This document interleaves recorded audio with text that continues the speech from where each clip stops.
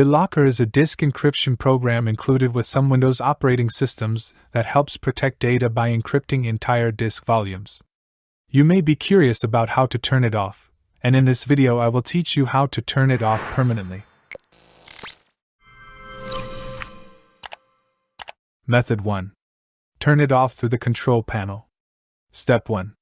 Press Win+X and select Control Panel. Step 2. Change View by Type to Category, then go to System and Security, and then click BitLocker Drive Encryption. Step 3. In the BitLocker Drive Encryption window, click Turn off BitLocker on the drive you want to decrypt. Step 4. Confirm whether you want to decrypt your drive, and then click Yes to start the process. Your drive will no longer be protected. Method 2.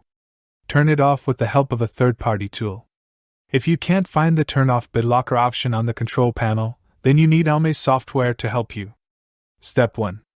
Find the encrypted drive you want to decrypt, and then click the Turn off BitLocker option.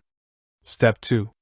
There are two ways to decrypt the drive. Decrypt the drive with a password and decrypt the drive with a recovery key. Please choose one of them according to your needs. If you select Decrypt the drive with a password, enter the correct password and click the Decrypt button. If you select Decrypt the drive with a recovery key, enter the recovery key saved in the TXT file or printed when the drive was encrypted, and click the Decrypt button. Step 3. Then, the decryption process will begin, and it may take some time to decrypt the drive. After the decryption process is completed, click Finish. Finally, the BitLocker on the drive is decrypted.